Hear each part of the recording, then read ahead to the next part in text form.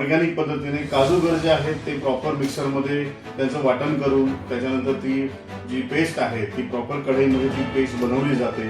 ही hygiene आहे, जी आपण स्वच्छता म्हणतो, ही त्याच्यामध्ये पूर्णपणे पाळली जाते. कारण जे बुधर साहेबांच्या फॅक्टरीमध्ये लोक काम करतात त्या सर्व महिला आहेत. आणि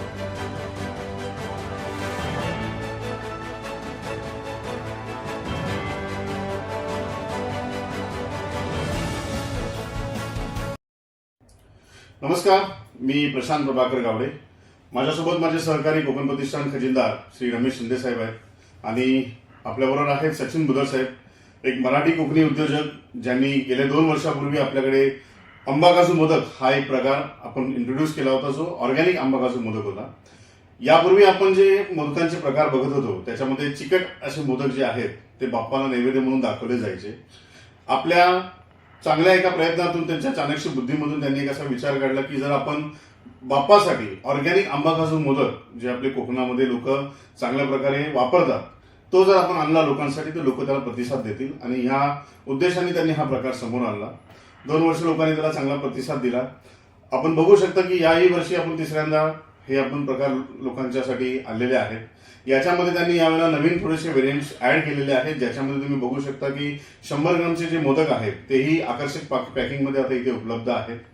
याच्या आधी लोकांकडून आम्हाला ज्यांनी हे मोदक खाल्ले होते गेले 2 वर्ष, त्यांनी आम्हाला एक सूचना केली होती की जे पाकिट आहे त्याच्यामध्ये मोदकांची साईज थोडीशी मोठी करावी.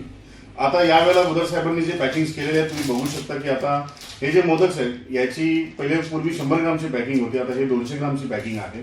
आणि यांची मोदकांची साईज जी आहे ती आता वाढवलेली आहे. किंमतीच्या बाबतीमध्ये जर समजा तुम्ही बघायला गेला तर नाममात्र किंमत तुमची वाढवून, कारण पूर्वी 100 ग्रामचं पाकिट होतं, आता ते 200 ग्रामचं करण्यात आलेलं आहे.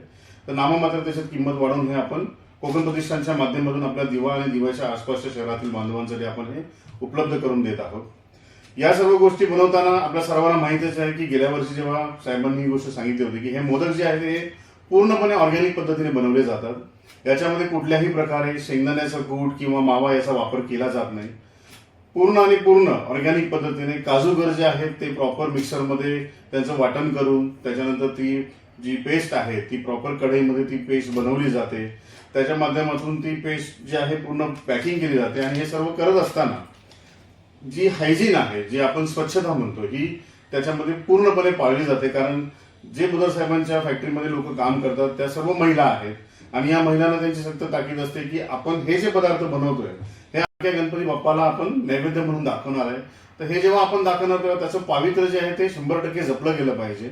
आणि त्यासाठी तुम्ही जर बघाल तर हे सर्व मोदक बनवताना प्रॉपर हातामध्ये हँडग्लोव्स घालून, डोक्यामध्ये कॅप घालून, सर्व पावित्र्य पाळून हे जे आहे पॅकिंग केलं जातं मोदकांचं आणि त्याच्यानंतर हे लोकांपर्यंत पोहोचवलं जातं.